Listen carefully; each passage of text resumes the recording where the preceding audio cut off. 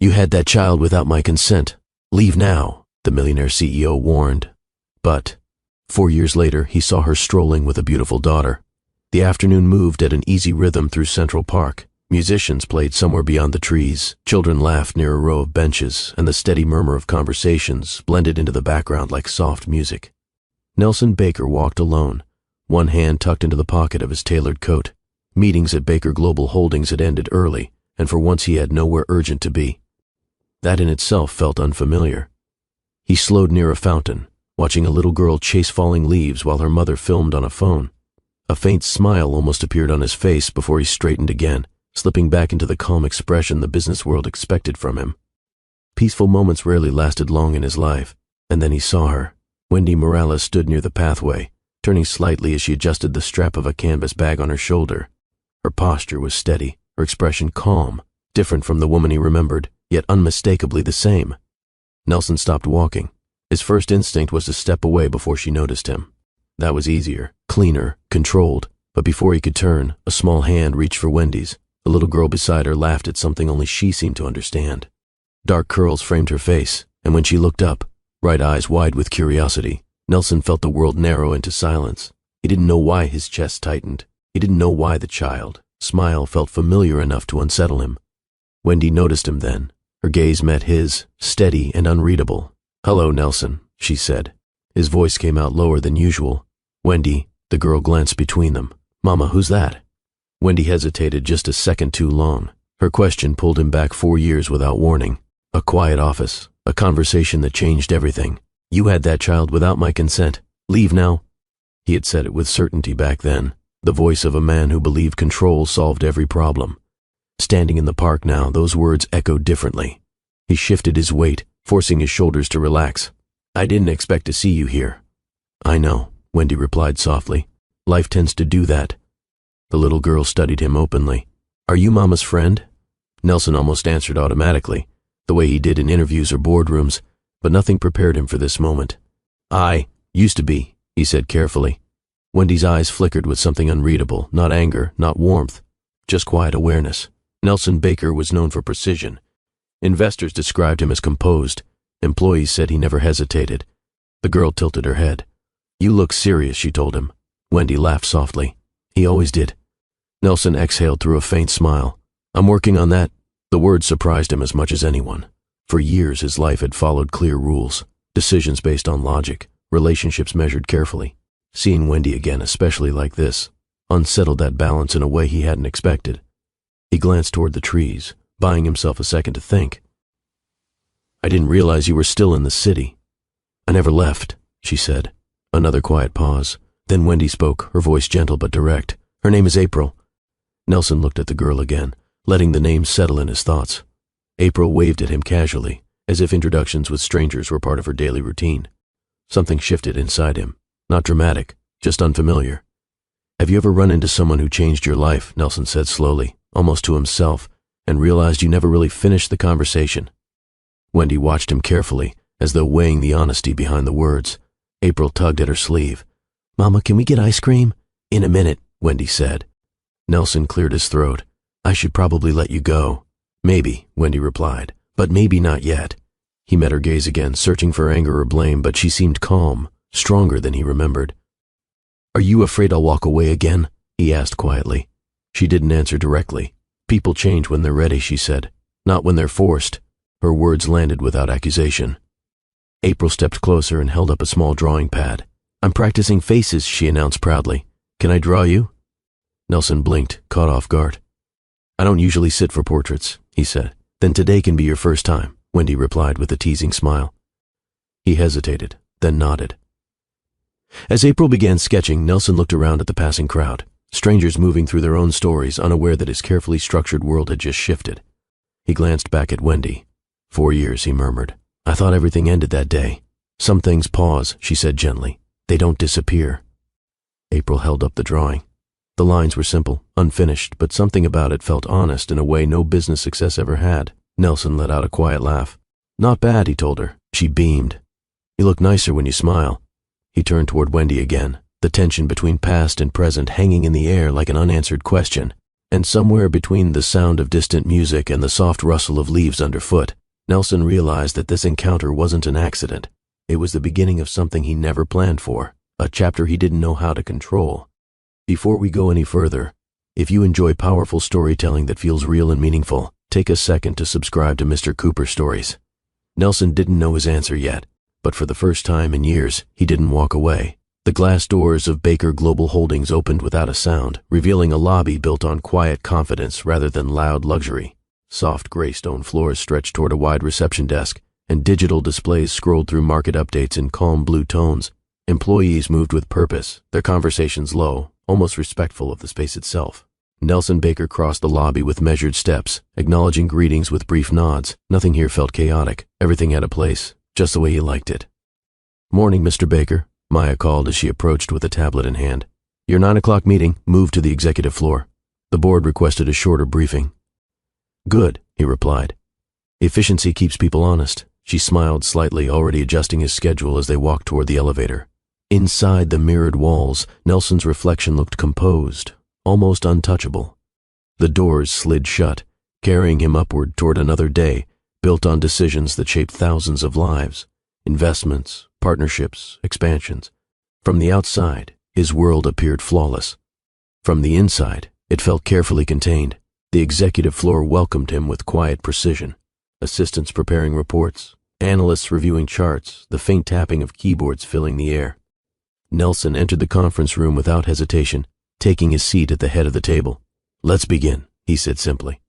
Slides changed, numbers appeared, strategies were discussed in efficient bursts of dialogue.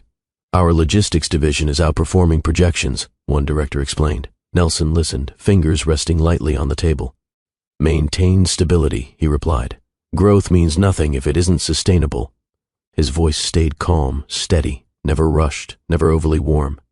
A junior executive tried to lighten the mood with a joke after the meeting wrapped up, but Nelson had already moved on to the next conversation, scanning notes Maya handed him. "You don't take breaks, do you?" she asked quietly as they walked back toward his office. "Breaks slow momentum," he answered. She studied him for a second. "Or they remind people they're human." Nelson gave a faint, polite smile but didn't respond. Routine guided every hour of his day. Morning briefings, strategic calls, precise lunches scheduled between negotiations. Even his office reflected the same mindset: minimal decor, clean lines, a single-frame certificate instead of personal photos. Nothing distracted him. Nothing lingered longer than necessary. By late afternoon, the office grew quieter. Sunlight filtered through the high windows, casting a warm glow across Nelson's desk, the only softness in a room defined by order.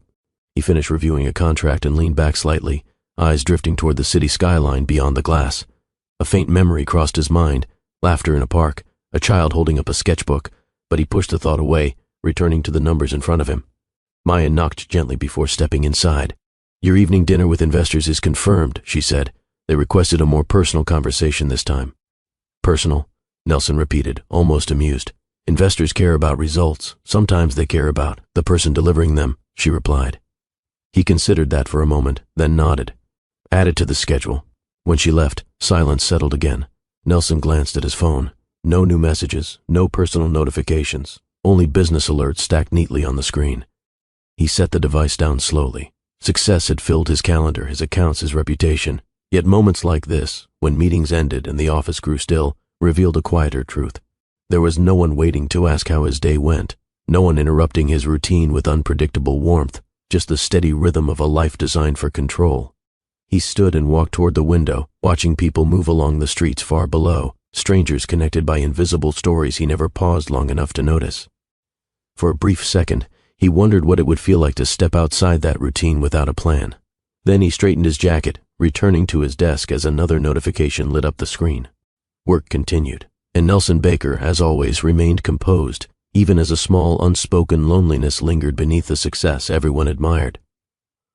The afternoon at Baker Global Holdings moved with its usual quiet rhythm. Nelson sat behind his desk reviewing a proposal while soft lights stretched across the floor-to-ceiling windows. Numbers filled the screen in front of him, projections, timelines, decisions waiting to be made. A soft knock broke the silence. Maya stepped inside, her expression more cautious than usual. "Sir, someone is here asking to see you." He didn't look up immediately.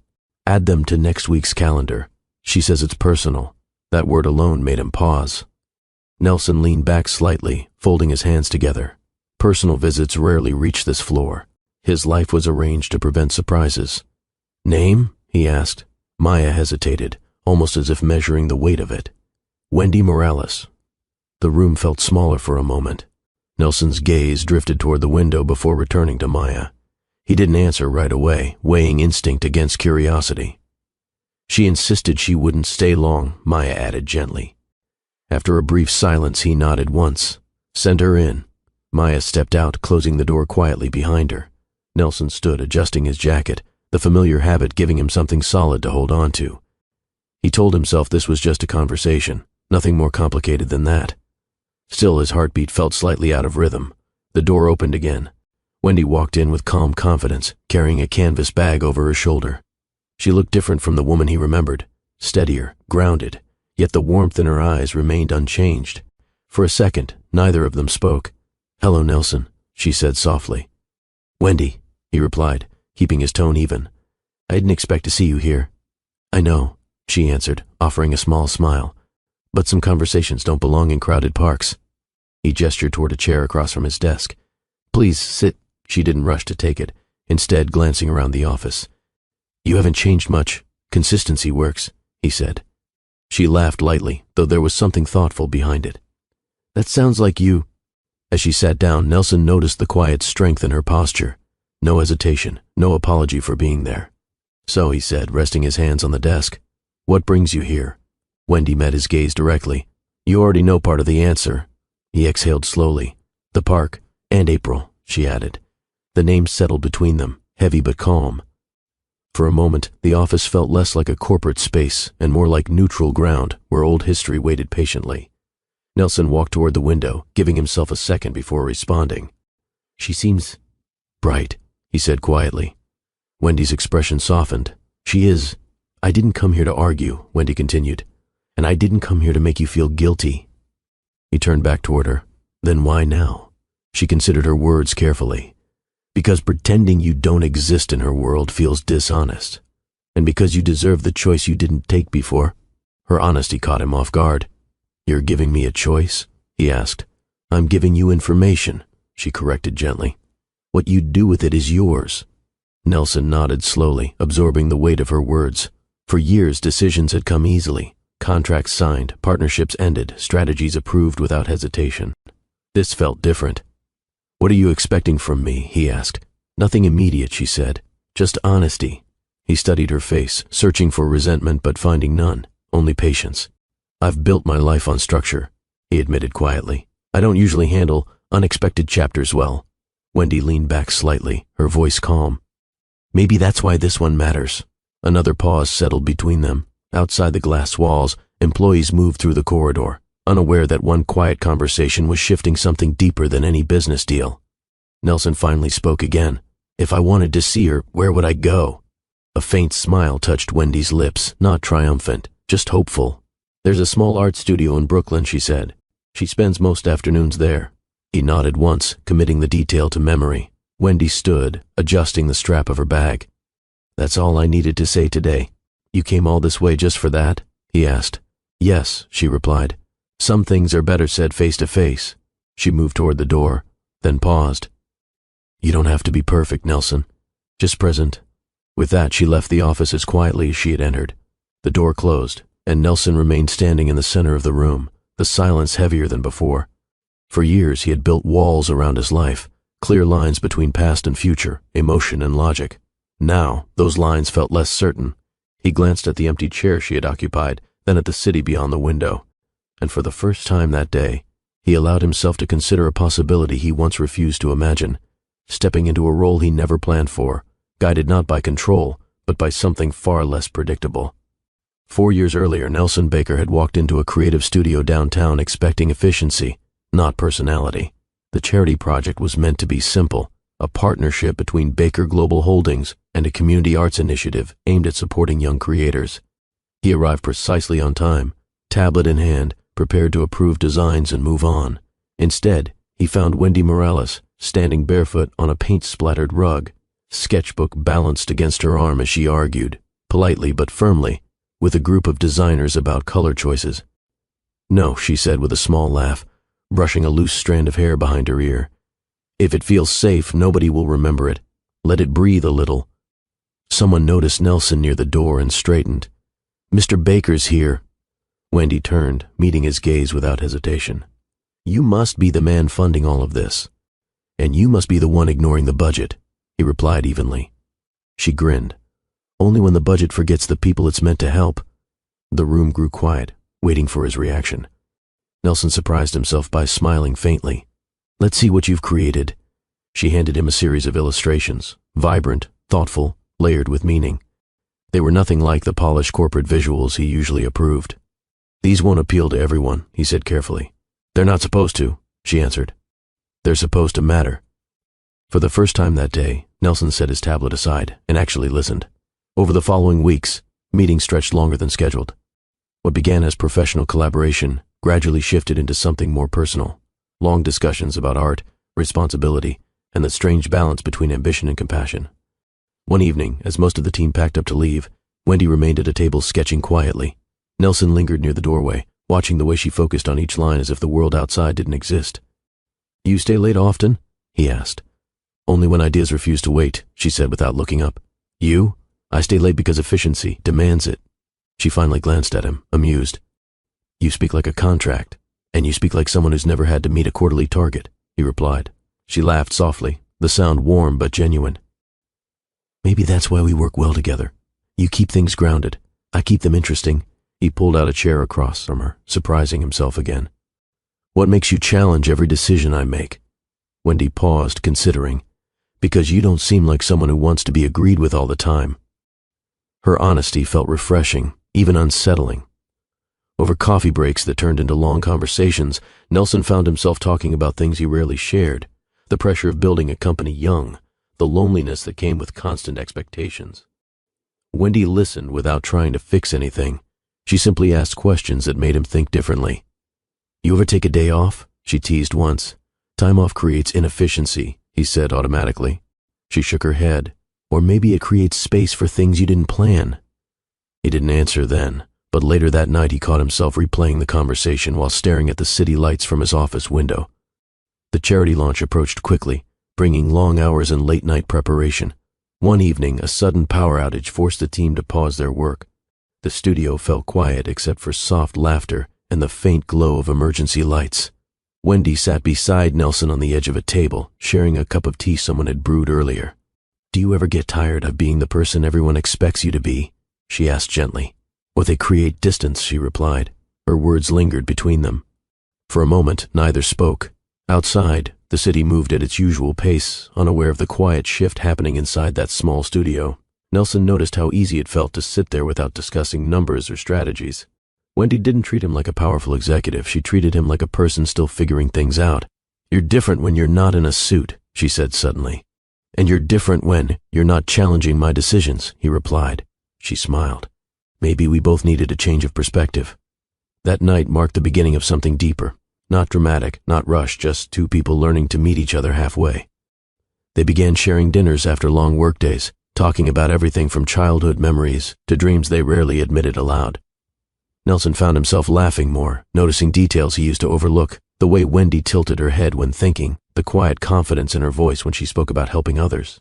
For the first time in years, control didn't feel like the only way forward. And though neither of them said it directly, the connection between creativity and discipline began to grow into something neither expected, something warm, steady, and quietly transformative. It felt simple then. It felt honest. And neither of them knew how much that honesty would soon be tested. The charity project entered its final weeks, and what started as structured collaboration slowly turned into something less predictable. Nelson began arriving at the studio earlier than necessary, sometimes without a clear reason. He told himself it was about progress reports, about ensuring deadlines stayed intact, but Wendy noticed the shift long before he admitted it to himself. You're early again, she said one afternoon, glancing up from a canvas filled with bold colors. I prefer staying ahead, he replied, setting his jacket over a chair. She raised an eyebrow. You say that like life runs on schedules. It usually does, he answered. Wendy handed him a brush. Then consider this an unscheduled task. He hesitated, staring at the paint like it was a language he didn't speak. I'm not an artist, he said. Good, she replied. That means you won't overthink it. The team around them laughed softly as Nelson reluctantly added a single stroke to the canvas. It wasn't perfect, but it broke something inside him, a small piece of the distance he carried everywhere. Later that evening, they stayed behind while the others left. Music played quietly from someone's speaker, and the studio felt calmer without the usual rush. You seem lighter lately, Wendy observed, packing away supplies. Is that a compliment or a warning? He asked. Maybe both, she said with a small smile. He found himself smiling back before he could stop it. As days passed, their conversations moved beyond work. They talked about favorite books, childhood memories, and dreams they rarely shared with anyone else. One night, they sat on the studio floor surrounded by half-finished paintings. Wendy leaned back against a wall, watching Nelson scroll through emails on his phone. You know you don't have to answer everything immediately, she said. If I don't respond, people assume something's wrong, he replied. Or maybe they assume you trust them to handle things, she countered. He looked at her thoughtfully. You make it sound simple. It's not simple, she said softly. It's just human. Her words settled into the quiet space between them. Nelson realized he had stopped checking the time. That alone felt unfamiliar. With Wendy, conversations stretched naturally, without the pressure of efficiency or outcomes. You challenge me more than anyone in my company, he admitted. That's because I'm not afraid of losing a promotion, she teased. He laughed quietly, the sound genuine. In moments like these, the boundaries between professional and personal began to fade. Neither of them rushed to define what was happening, yet the connection grew stronger with each shared evening. The night before the charity launch, the studio buzzed with energy. Final adjustments were made, lights tested, artwork arranged carefully around the room. When the last volunteer left, Nelson and Wendy remained behind to review details. You've done something special here, he said, looking around at the space transformed by months of effort. We did, she corrected gently. He turned toward her, and for a moment neither spoke. The air felt different, quieter, charged with something unspoken. Wendy stepped closer, her voice softer than usual. You don't always have to be the strong one, you know. I'm not sure I know how to be anything else, he admitted. She studied him for a long second. Maybe you just haven't met the right reasons to try. The words hung between them. Without planning it, Nelson reached for her hand. She didn't pull away. The touch felt natural, unforced, a quiet acknowledgement of something deeper than either of them had expected when the project began. Are we making this complicated? He asked quietly. Maybe, she replied, but sometimes the complicated parts are worth it. He nodded slowly, as if giving himself permission to step outside the boundaries he had built for years. That evening marked a turning point, a moment where connection moved beyond collaboration and into something more personal, more fragile. Neither of them spoke about the future. They didn't discuss labels or promises. They simply stayed there a little longer, sharing a silence that felt comfortable instead of reminding them of everything waiting beyond those walls. And though the connection brought warmth into Nelson's structured life, it also introduced a vulnerability he wasn't used to carrying, a vulnerability that would soon be tested in ways neither of them anticipated. The charity launch ended with applause, photographs, and congratulations from sponsors who praised Nelson's vision. He accepted every compliment with calm professionalism, yet his attention kept drifting toward Wendy as she spoke with young artists near the stage. Later that evening, after the last guests left and the studio grew quiet again, she approached him slowly. Do you have a minute? She asked. Her tone was gentle, but something in her expression made him pause. Of course, he said, setting aside his phone. They moved to a quieter corner where the hum of conversation faded into the background. Wendy clasped her hands together briefly, as if choosing her words carefully. You've always said honesty matters more than comfort, she began. I still believe that, Nelson replied. She nodded once. Then I need to tell you something important. He felt a subtle tension rise. Not fear exactly, just an awareness that this conversation would shift something between them. I'm pregnant, she said softly. The words settled into the space between them without drama, without raised voices, just quiet truth. Nelson didn't respond immediately. His mind moved through calculations, responsibilities, expectations, everything he had built over years of careful planning. Are you sure? He asked finally, his voice lower than usual. Yes, Wendy said gently. I found out last week. I wanted to wait until the launch was finished before telling you. He walked a few steps away, hands resting on the back of a chair as he tried to steady his thoughts. The future he had always imagined, controlled, predictable, suddenly felt uncertain. This changes things, he said. It does, she agreed, but it doesn't have to be something we're afraid of. Fear wasn't a feeling he liked admitting, so it surfaced instead as distance. You should have discussed this with me sooner, he said quietly. Her expression softened, not defensive, I just found out, Nelson, and this isn't a business negotiation. He exhaled slowly, struggling to reconcile emotion with logic. I've worked too hard to build stability, he said. My life can't shift overnight. Wendy took a step closer. Life doesn't ask for permission to grow. The words unsettled him more than he expected. For years he had believed preparation prevented chaos. Now he felt unprepared in a way he couldn't control. Silence stretched between them, heavy with everything neither wanted to say but couldn't avoid. Nelson finally spoke, his tone sharper than he intended. You had that child without my consent. Leave now. The sentence landed harder than he expected. The moment it left his mouth, he saw the hurt flicker in Wendy's eyes, not loud or dramatic, just quiet disappointment. She didn't argue. She didn't raise her voice. Instead, she nodded slowly, absorbing the weight of his reaction. I didn't come here to ask for permission, she said gently. I came because honesty matters. He looked away, unable to meet her gaze. Wendy picked up her bag and moved toward the door, pausing only briefly. I hope one day you understand that control isn't the same as strength. The studio felt emptier after she left. Nelson stood alone, replaying the conversation in his mind, convincing himself he had made the logical decision, protecting his future, preserving stability. Yet as the lights dimmed and the quiet settled around him, something inside felt unsettled in a way no successful deal had ever caused. He returned to work the next morning with renewed focus, burying himself in expansion plans and new partnerships. The memory of Wendy's calm expression lingered at the edge of his thoughts, but he pushed forward, believing distance would eventually make everything simpler. Years passed. Success grew, but the echo of that moment never completely disappeared, waiting quietly beneath the surface, ready to return when he least expected it. The weeks following Wendy's departure blurred into long workdays and even longer nights. Nelson expanded Baker Global Holdings into new markets, signed partnerships that placed his name in headlines, and delivered interviews where his confidence sounded effortless. Colleagues praised his focus, investors admired his discipline, and yet, when meetings ended and the office emptied, the silence felt heavier than before. One evening, Maya stepped into his office with a folder. You've had 3 offers to collaborate on creative initiatives, she said, similar to the last charity project. Nelson didn't look up. Decline them. All of them? Yes. She hesitated but nodded, closing the door quietly behind her. He told himself it was efficiency. Avoid distractions, maintain forward momentum. Still, sometimes when he paused long enough to think, he caught himself remembering small details. Wendy laughing at one of his overly serious comments, the way she insisted that success meant more than numbers. He brushed those thoughts aside, returning to spreadsheets and projections. Work remained predictable. Work never asked him to feel more than he wanted to. Months turned into years, each marked by milestones that would have satisfied anyone else.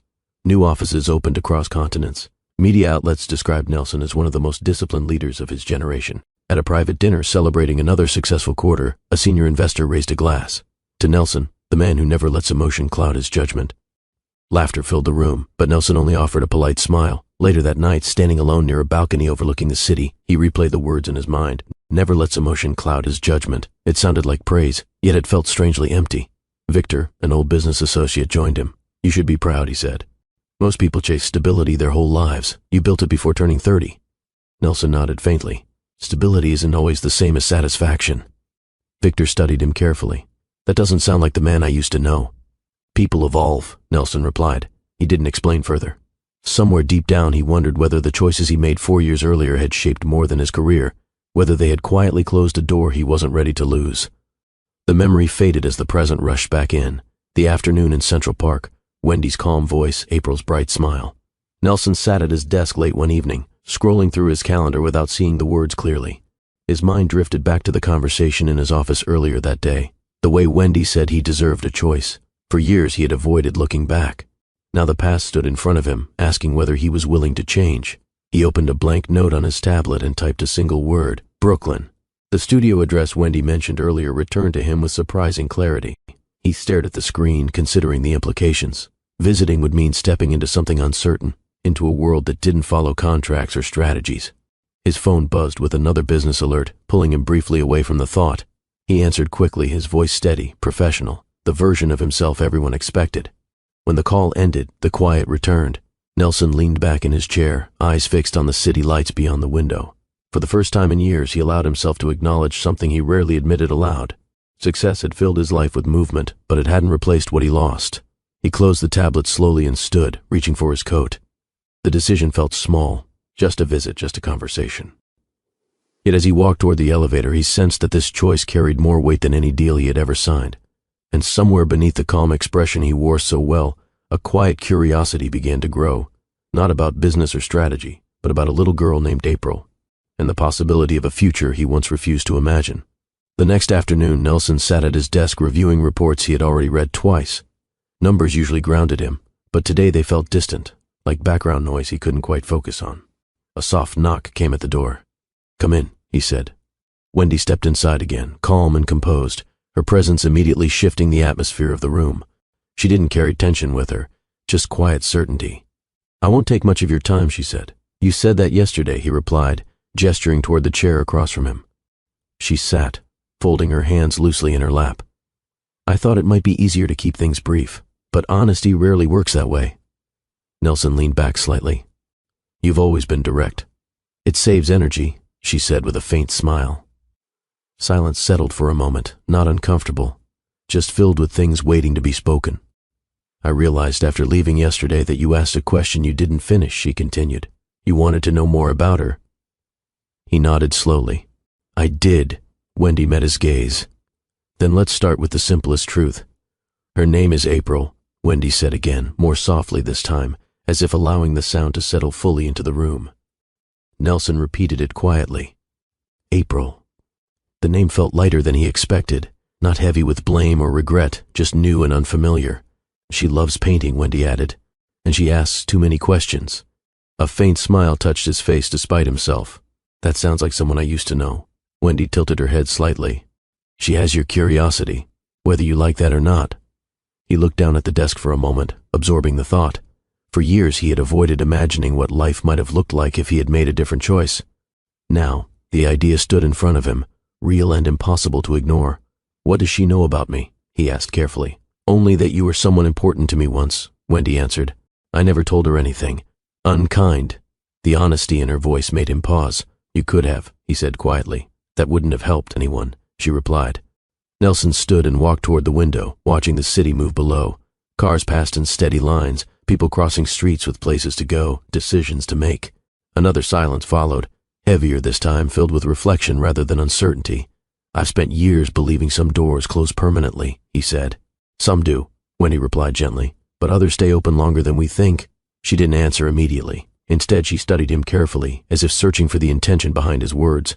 "It wouldn't be about proving anything," he added. "Just understanding." Wendy nodded slowly. "There's a small art studio in Brooklyn where she spends afternoons after school. It's her favorite place. I remember you mentioning it," he said. "She'll probably ask you questions you won't be ready for," Wendy warned with a small smile. "I've handled difficult negotiations before," he replied. "That's different," she said softly. "Children don't negotiate. They just feel—" Her words lingered long after she stood to leave. At the door, she paused. "You don't have to decide everything today, Nelson. Just show up if you're ready." When she left, the office felt quieter than before, but not empty. Nelson returned to his desk and opened his calendar again. The afternoon slot he had left blank waited like an invitation. He hesitated only briefly before adding a single note: Brooklyn, 3 p.m. The decision wasn't dramatic. No sudden music, no grand realization, just a quiet step forward. And as he closed his tablet, he realized something had shifted, not in the world outside, but inside him. For the first time in years, the future didn't feel like a carefully written plan. It felt like a question waiting to be answered. Brooklyn felt nothing like the polished rhythm of Nelson's corporate towers. Street vendors chatted casually with customers, bicycles moved between cars, and music drifted from a nearby cafe as he stepped out of his car and looked at the address on his phone. The art studio sat between a bookstore and a small bakery, its wide windows covered with colorful paintings made by children. Handwritten signs decorated the glass, uneven letters, bright colors, unapologetically imperfect.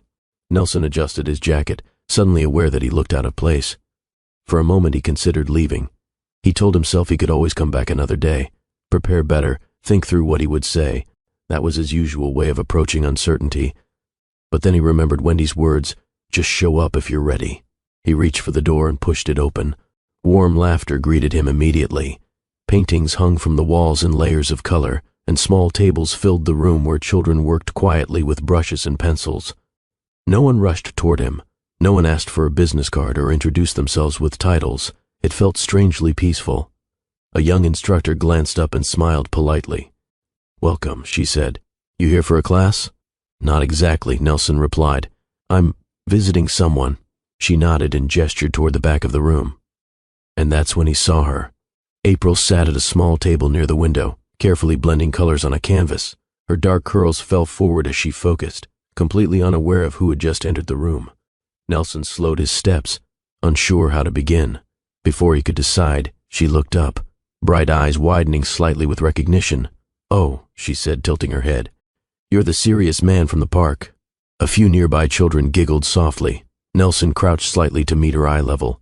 "I guess I am." She studied him with curiosity, not hesitation. "Did you come to paint today?" "I'm not very good at that," he admitted. "That's okay," she said confidently. "Nobody starts good." Her honesty caught him off guard. April turned toward the instructor. "Miss Lena, he needs a chair." Within seconds, a small seat appeared beside her table. Nelson hesitated before sitting down, feeling both awkward and oddly comfortable at the same time. "What are you working on?" he asked. "A family picture," she replied, pointing at the canvas. Shapes and colors formed figures holding hands, simple but full of energy. He noticed one space left unfinished. "Who goes there?" he asked gently. She shrugged. "I'm still deciding." The answer lingered longer than he expected. April handed him a paintbrush without hesitation. "Your turn." Nelson stared at it like a challenge he hadn't agreed to accept. "I haven't painted since school," he said. "Then you're overdue," she replied matter-of-factly.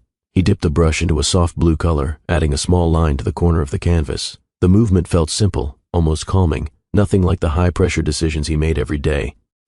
"See?" April said proudly. "You're learning." He laughed quietly, the sound surprising even him. Across the room, he noticed Wendy standing near a shelf, watching silently. She didn't interrupt, didn't rush the moment, just observed with a calm expression that felt encouraging rather than expectant. "You came," she said softly when their eyes met. "I said I would consider it," he replied. "And?" she asked gently. He glanced back at April, who was now explaining color choices with serious concentration. "I'm still considering," he admitted.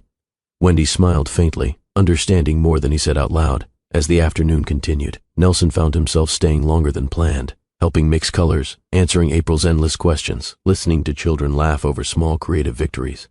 Nothing about the studio followed his usual rules. There were no schedules posted on the walls, no strict hierarchy guiding conversations. Yet for the first time in a long while, he didn't feel the need to check his phone every few minutes. When the session ended, April held up the painting proudly. "You helped," she said, pointing to the blue line he added earlier. "It was a small contribution," he replied. "Small things still matter," she said. The words landed quietly but deeply. As he stood to leave, Nelson felt something unfamiliar, not pressure, not uncertainty, just a gentle shift in perspective. Outside the studio, the city continued moving as it always had. Cars passed, people hurried along sidewalks, and his driver waited nearby. But before stepping into the car, he glanced back through the window one last time. Inside, April laughed while showing Wendy the finished painting, and for the first time since he entered that door, Nelson realized he didn't feel like a visitor anymore. He felt like someone standing at the edge of a new chapter, unsure of every step ahead, but no longer determined to turn away. Nelson told himself the second visit would be brief, just a quick stop after a morning of meetings, a polite follow-up, nothing more. Yet when his car pulled up outside the Brooklyn Art Studio again, he noticed the quiet anticipation sitting beneath his calm expression. Inside, the room carried the same relaxed energy as before. Paintings lined the walls, and soft music played somewhere near the back. April sat at her usual table, surrounded by bright colors, completely focused on her work. She noticed him immediately. "You came back," she said, her voice full of excitement rather than surprise. "I said I might," he replied, setting his coat over a chair. "That means yes," she said confidently, sliding a blank canvas toward him. He raised an eyebrow. "You're very sure of yourself." She nodded. "Mama says confidence is just practice." Nelson glanced across the room where Wendy arranged brushes for another group. She offered him a small, encouraging smile but didn't step in, letting the moment belong to him and April. He sat down slowly, realizing he hadn't checked his phone since walking through the door. "Today we're painting feelings," April announced, handing him a palette filled with soft colors. "I'm not sure I know how to paint feelings," he admitted. "You do," she insisted. "Everyone does." She dipped her brush into yellow paint, adding bright strokes across her canvas. Nelson watched carefully before choosing a deep blue shade, unsure why that color felt right. "What does blue mean?" he asked. It depends, she replied thoughtfully. Sometimes calm, sometimes thinking too much. He laughed quietly. That sounds familiar. They worked side by side, conversation flowing easily. About school, favorite snacks, and how she believed every color had a personality. Across the table, another child asked Nelson about his job. I help companies grow, he explained simply. That sounds boring, April whispered, trying not to laugh. Sometimes it is, he admitted. The honesty surprised him. He wasn't performing or managing impressions here, he was just talking. After a while, April leaned closer to study his painting. You're getting better, she said. You don't look as serious when you paint. Is that a compliment? He asked. It means you look happier, she replied. Her words stayed with him longer than he expected. As the afternoon stretched on, Nelson realized he had stopped watching the clock entirely. The usual tension he carried during meetings, the constant awareness of time, faded into the background. Wendy approached quietly, holding 2 cups of tea. She handed one to him without interrupting April's explanation about mixing colors. You're fitting in faster than I expected, she said softly. I'm not sure I fit, he replied. You stayed, she said. That's enough for today. He nodded, appreciating the simplicity of her words. When the session ended, April held up both canvases, hers filled with bold shapes, his marked by thoughtful strokes that reflected more emotion than he intended to show. This one's yours, she said, offering it to him. I should leave it here, he replied. No, she insisted. You need proof you tried. He accepted the painting carefully, unsure why it felt meaningful. Outside the studio, the late afternoon light softened the busy streets. Nelson paused before getting into his car, looking down at the canvas in his hands. It wasn't perfect. It wasn't even particularly polished. As he settled into the back seat, he caught his reflection in the window. For the first time in years, the expression staring back at him looked less guarded. The paintbrush, simple as it was, had done more than add color to a canvas. It had begun to loosen the grip of control he had held onto for so long. What began as a single visit slowly became a quiet habit. Nelson didn't announce his arrival anymore. He simply stepped into the Brooklyn art studio after work whenever his schedule allowed. At first, the instructors greeted him with polite curiosity. Within weeks, they welcomed him like someone who had always belonged there. He stopped wearing formal jackets during these visits, choosing simpler clothes that felt less like armor. The children noticed immediately.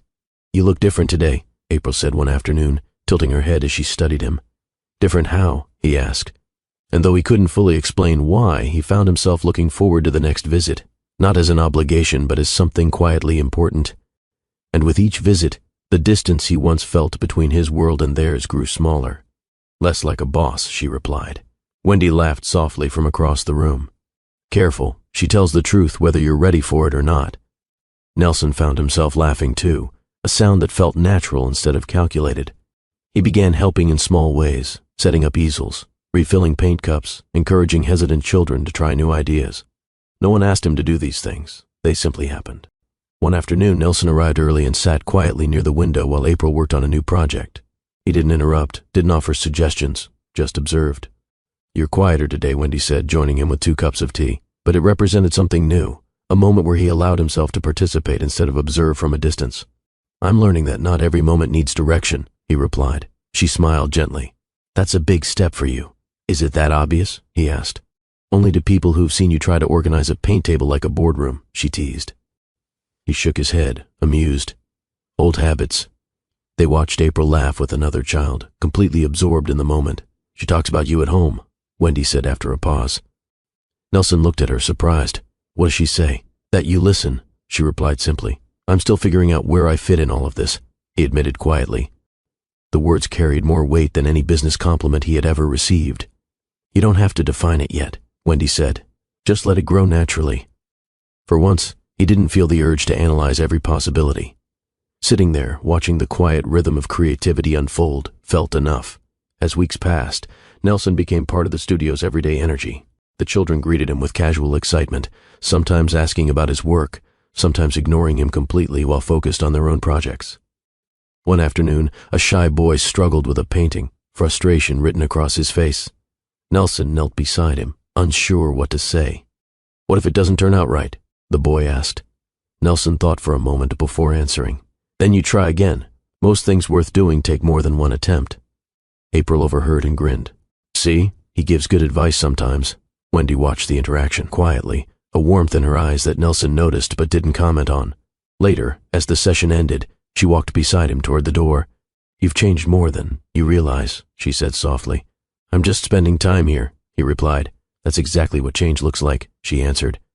Outside, the city felt different than it had weeks earlier, less like a place he needed to manage and more like a space where unexpected moments could exist without planning. Before leaving, April ran up and handed him a small drawing, 3 figures standing near a bright blue shape that looked like water. "What's this one called?" he asked. She thought carefully. "Not finished yet." He nodded, understanding more than she probably realized. As he walked back to his car, he noticed how naturally his thoughts drifted toward the next visit instead of the next meeting.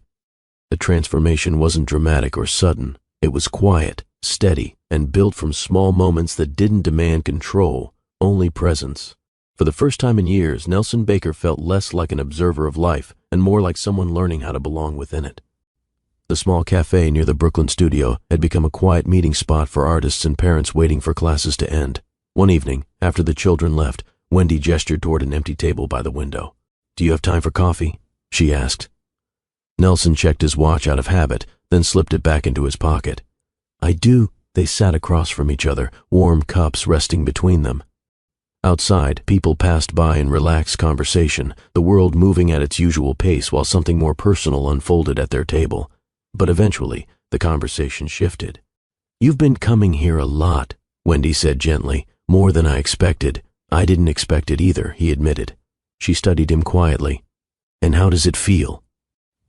He thought about the question longer than he usually allowed himself to. "Different," he said. "Less structured." "That scares you?" she asked. "It used to," he replied. Silence settled between them for a moment. Not uncomfortable, just honest. Nelson wrapped his hands around the cup, feeling the warmth steady him. "I've thought a lot about what happened 4 years ago," he said finally. Wendy didn't interrupt. "I reacted out of fear," he continued, "not anger. I convinced myself I was protecting everything I'd built." Her expression softened, though she didn't immediately respond. "I know," she said after a moment. "I saw it in your eyes back then." He looked surprised. "You did?" "Yes," she replied. "That's why I didn't argue. You weren't ready to hear anything else." He nodded slowly, absorbing her perspective. "I can't change what I said," he added quietly, "but I wish I had listened longer before deciding." Wendy's voice remained calm. "Regret can teach us something, as long as it doesn't trap us." The honesty in her tone made the conversation feel lighter instead of heavier. The cafe grew quieter as evening settled in, and their conversation shifted toward the present. "What are you hoping for now?" Wendy asked. Nelson hesitated. "I don't want to repeat the past," he said. "I want something honest, with you, with April, with myself." She traced the rim of her cup thoughtfully. "Honesty takes patience," she replied, "and trust grows slowly." "I'm learning that," he said with a faint smile. Her eyes softened slightly. "I can see that." Their hands brushed briefly when they reached for the sugar bowl at the same time. The contact felt natural, not rushed, a quiet reminder of the connection they once shared. Outside, streetlights flickered on, reflecting against the cafe windows. "You know," Wendy said, leaning back in her chair, "there were moments when I thought you'd never come back into our lives." "I thought that too," he admitted. "And now?" she asked. He considered his answer carefully. "Now I'm not trying to control what this becomes.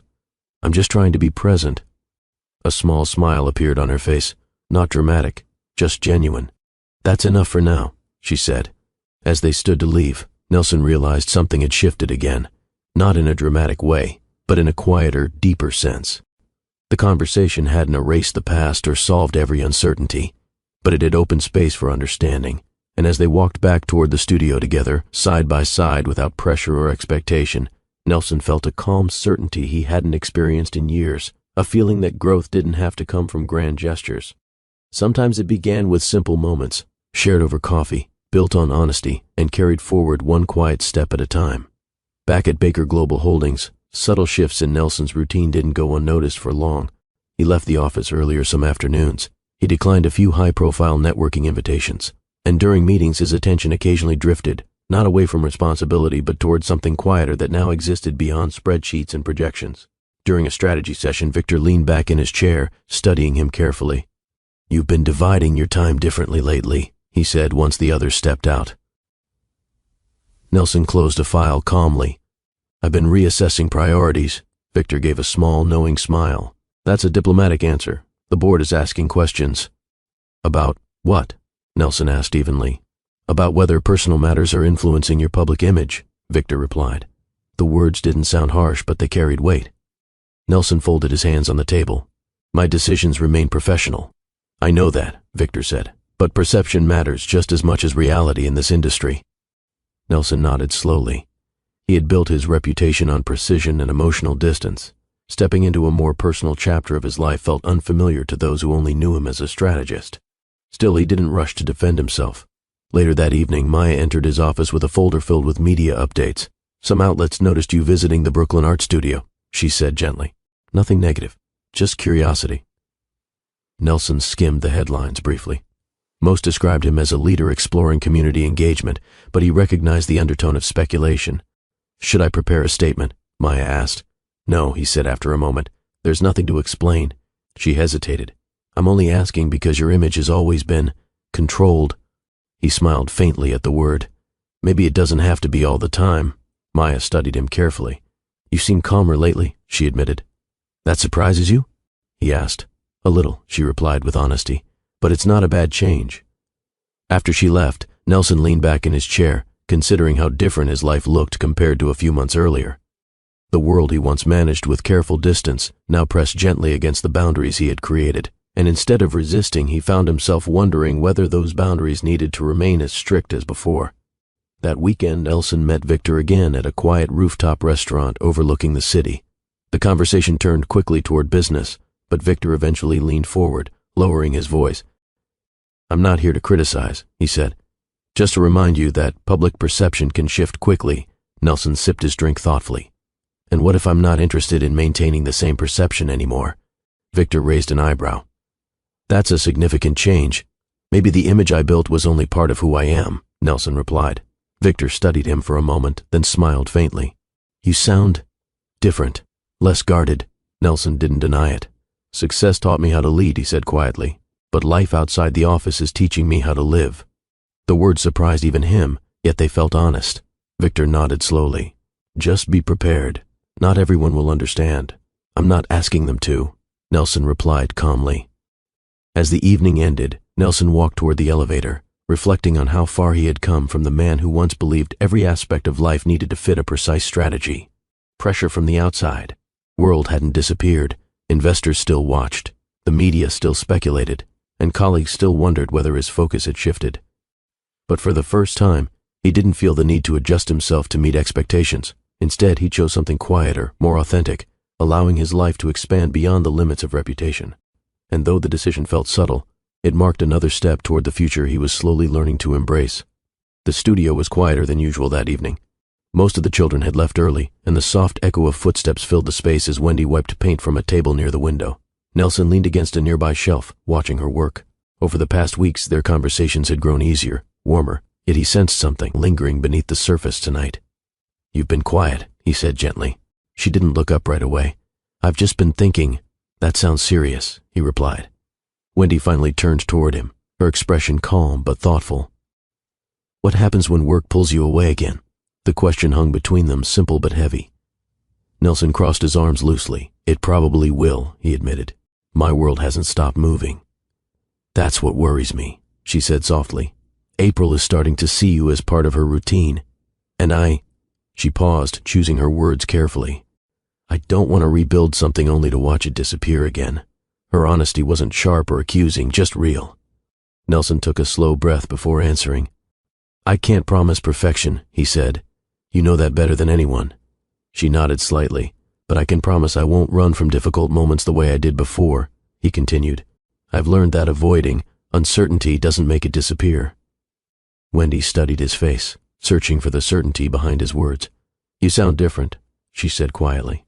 I feel different, he admitted. She walked toward the table where April had left a half-finished painting earlier that day, bright colors blending into shapes that hinted at something still forming. Change is easy to say, she murmured. Living it is harder. I know, he replied. That's why I'm not asking for trust overnight. The calm honesty in his voice softened the tension slightly. Wendy leaned back against the table, arms folded loosely. There were nights when I wondered whether you ever thought about us, she said. I did, he answered without hesitation. more than I allowed myself to admit." Her gaze lowered briefly, absorbing the words. Silence settled between them, not uncomfortable, just reflective. Nelson stepped closer, keeping his voice gentle. "I'm not trying to rewrite the past," he said. "I'm trying to show up differently now." Wendy exhaled slowly, the tension in her shoulders easing just a little. "I never wanted you to be perfect," she said.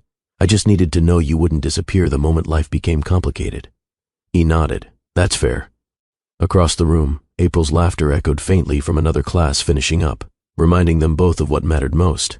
Wendy glanced toward the sound and then back at him. "I'm still learning how to trust this version of you," she admitted. "You don't have to rush," he said. "I'm not going anywhere." The simplicity of his words lingered in the air. For a moment, neither moved, just standing close enough to feel the warmth of shared understanding without pushing for more.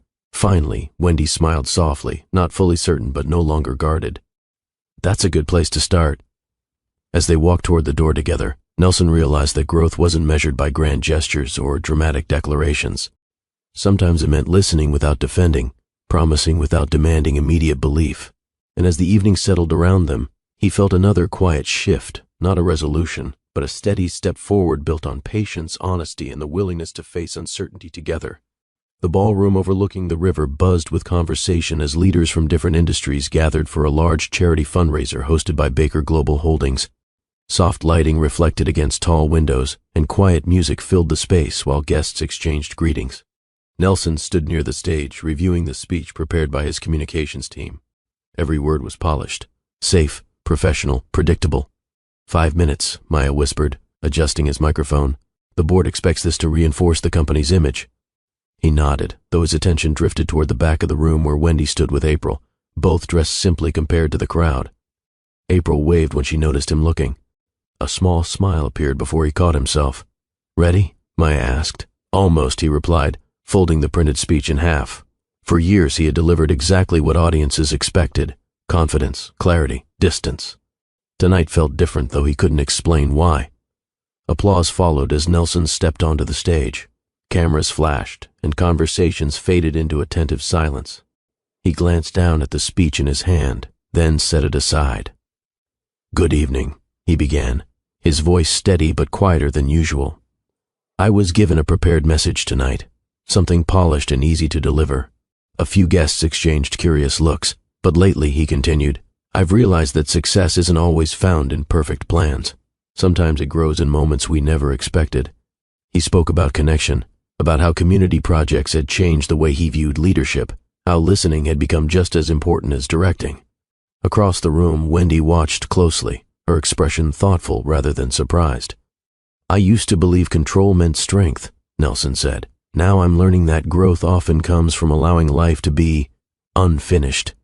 The audience remained silent, absorbed by the honesty behind his words. April leaned toward Wendy and whispered something that made her smile.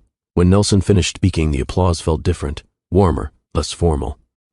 Backstage, Victor approached him with a faint grin. "That wasn't the speech we approved," he said. "I know," Nelson replied calmly. Victor shook his head, half amused.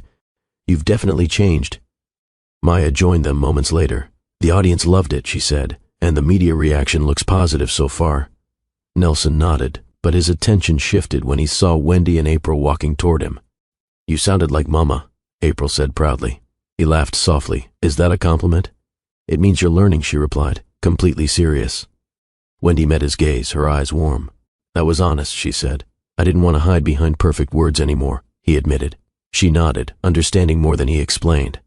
As the evening continued, guests approached him with compliments, yet what stayed with him most was the quiet moment with Wendy and April, the sense that he had stepped into a version of himself he once avoided. "Tell me honestly, have you ever pushed someone away because you were afraid of what your life might become? Share your thoughts in the comments. I read them all." For the first time, his public image and personal growth felt aligned rather than separate, and as he walked through the crowd later that night, Nelson realized something important. The speech hadn't just changed how others saw him, it had changed how he saw himself, not as someone defined only by control, but as someone capable of evolving in ways he never planned. A few evenings after the fundraiser, Nelson and Wendy found themselves walking along the riverfront just as the city lights began to glow against the water. The path was quieter than usual, filled with couples strolling slowly and musicians practicing near the edge of the promenade. Neither of them rushed to fill the silence. Nelson kept his hands in his coat pockets, matching Wendy's pace naturally. For years, conversations between them had been layered with unfinished history, but tonight felt calmer, less about what had gone wrong and more about what might be possible now. "I didn't expect that speech," Wendy said softly. "I didn't expect to give it," he admitted. She smiled faintly. "You weren't trying to impress anyone." "That's new for me," he replied. They paused near a railing overlooking the water. April's laughter echoed in his memory from earlier that day, and for a moment he simply watched the reflection of lights moving across the surface. "You've changed," Wendy said gently. "I had to," he answered.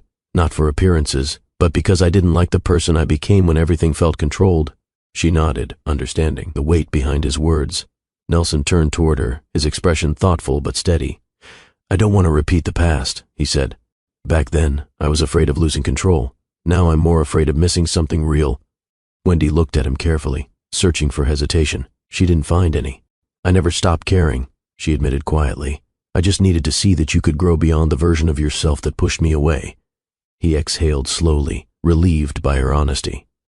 "I don't expect things to go back to how they were," he said. "What we had before was built on excitement. What we have now feels deeper." She smiled softly. "More patient." "Exactly," he said. Their hands brushed naturally as they leaned against the railing, neither pulling away this time. The closeness felt calm, not rushed, not dramatic, simply two people rediscovering each other with clearer understanding. "You know April asks if you're coming tomorrow," Wendy added with a small laugh. "I wouldn't miss it," he replied. Her gaze softened at the certainty in his voice. They continued walking, the city moving quietly around them. A street musician nearby played a gentle melody that blended into the evening atmosphere. "I used to think love was something you planned," Nelson said after a moment. "Something that fit neatly into a schedule. And now?" Wendy asked. "Now I think it's something you grow into," he answered. "One honest moment at a time." She reached for his hand, her fingers warm against his. "This feels different," she said. "It is," he agreed, "because we're not trying to prove anything to anyone." They stopped beneath a row of soft lights stretching across the path. For a brief moment, everything felt still, the past acknowledged but no longer controlling their future. Wendy leaned slightly closer, her voice gentle. "I'm not promising perfection either. I wouldn't believe you if you did," he replied with a quiet smile. She laughed softly, the sound light and familiar. As they resumed walking, their steps naturally fell into sync. There were no dramatic declarations, no sudden changes, just the steady warmth of two people choosing to move forward together again. Because this time, love wasn't built on excitement alone. It was built on patience, understanding, and the quiet confidence that growth had brought them back to each other, not as who they once were, but as who they had become. Months passed gently, marked by small moments rather than dramatic milestones. Nelson balanced work with afternoons at the art studio, and the rhythm of his life shifted into something calmer, something that felt shared rather than managed. One evening, he stood on the rooftop garden of a small cultural center overlooking the city skyline. Soft lights lined the edges of the space, and potted plants created a peaceful atmosphere far removed from corporate settings. He adjusted a simple box in his jacket pocket, exhaling slowly. This wasn't about spectacle. It wasn't about proving anything to the world. It was about choosing the future he had slowly grown into, one built on honesty and patience. Wendy arrived a few minutes later, her expression curious. "You sounded mysterious on the phone," she said with a playful smile. "I wanted tonight to feel intentional," he replied. She glanced around at the quiet rooftop. "It's beautiful. I thought you'd like it," he said.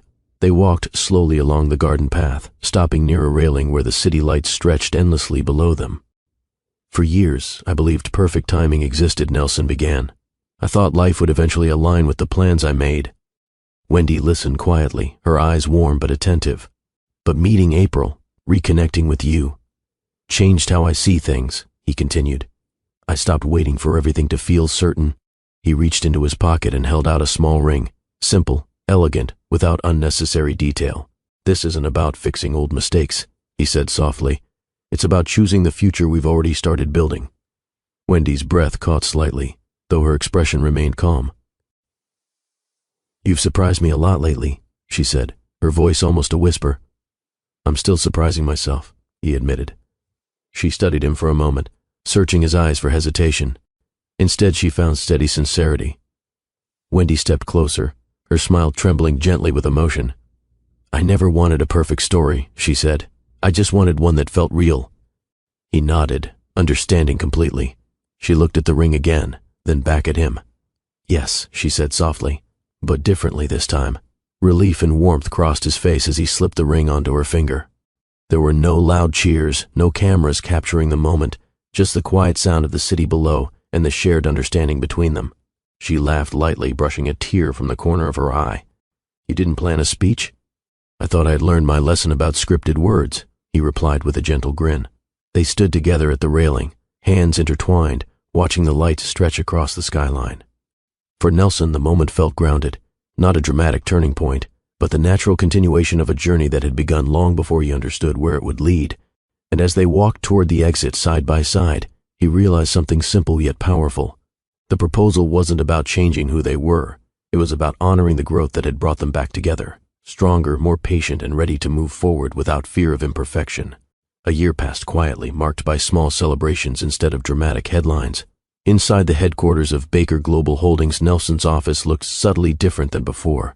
The glass walls and clean lines remained, but now a few colorful drawings rested beside neatly arranged documents. One crayon sketch sat at the center of his desk, 3 stick figures holding hands beneath a bright sun. Maya stepped inside carrying a folder. She paused when she noticed the drawing. "New artwork?" she asked with a smile. "April insists I keep the latest version visible," Nelson replied, adjusting it slightly. "I think it suits the room," she said. He glanced around, realizing she was right. The space felt warmer, less rigid, a reflection of how his life had shifted beyond work alone. As she left, he picked up the drawing again, tracing the uneven lines with quiet appreciation. Success used to be defined by contracts and expansion plans. Now it carried different meaning. Moments shared, laughter heard, connections built without calculation. Later that afternoon, April burst into the office with Wendy close behind, her energy filling the room instantly. "I made something new," she announced, holding up a colorful painting. Nelson stood from behind his desk, smiling as she handed it to him. "What's this one called?" he asked. She thought carefully before answering. "Family." The word felt simple yet powerful. Wendy watched from a distance, her eyes warm. "She worked on it all week," she said softly. Nelson studied the painting, bright shapes blending together, each figure different but connected. He set it gently beside the earlier drawing, creating a small gallery of moments that mattered more than he once imagined possible.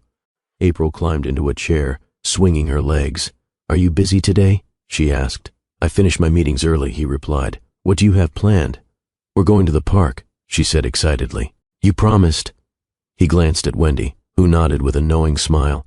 "I never forget important promises," he said. That evening, they walked through Central Park together, golden leaves drifting across the pathways just as they had on the day Nelson first saw them again. April ran ahead, chasing shadows and laughter, while Nelson and Wendy walked side by side. 4 years ago," he said quietly, "I thought I had lost everything that mattered." Wendy looked at him thoughtfully. "And now?" He watched April spinning in circles beneath the trees, her laughter echoing through the open space. "Now I realize I was just beginning," he said. They paused near the same fountain where their unexpected reunion had started, a full circle that felt natural rather than forced. For years, Nelson had believed the future was something to control, something to shape carefully through strategy. But standing there with Wendy's hand in his and April's laughter filling the air, he understood a different truth. The future wasn't a plan waiting to be perfected. It was a story still unfolding, one shaped by patience, growth, and the willingness to embrace moments that couldn't be predicted. As they continued walking, the city lights began to glow softly around them, blending into the warmth of the evening, and for the first time in his life, Nelson Baker didn't measure success by numbers or achievements. He measured it by the quiet certainty that he was exactly where he was meant to be, surrounded by the people who turned his carefully structured world into something fuller, kinder, and endlessly alive. If Nelson and Wendy's journey meant something to you, tap the like button and subscribe to Mr. Cooper Stories for more unforgettable stories about growth, second chances, and real-life choices.